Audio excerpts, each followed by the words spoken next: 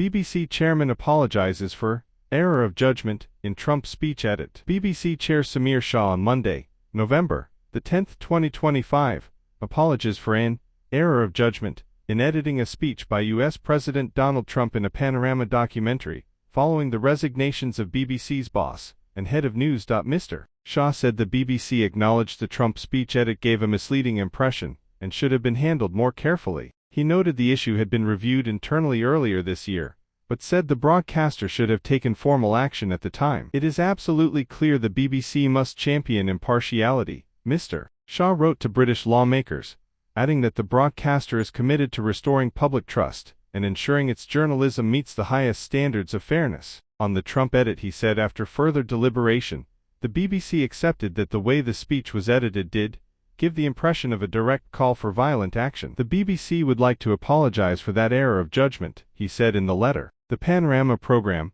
broadcast a week before the U.S. presidential election, spliced together two separate excerpts from one of Mr. Trump's speeches, creating the impression that he was inciting the January 2021 Capitol Hill riot. The error was included in an internal report by a former standards advisor, which also cited BBC failings in its coverage of the Israel-Hamas war, transgender issues and other subjects. Mounting criticism of bias at the broadcaster led to the resignation of its Director General Tim Davie and Chief Executive of News Deborah Turness on Sunday, November the 9th, 2025. While Mr. Shah accepted the criticism of the Trump edit, he hit back at suggestions the BBC had sought to bury any of the allegations or failed to tackle any problems. It had published corrections when it got things wrong, changed editorial guidance, made leadership changes and taken disciplinary action, he said.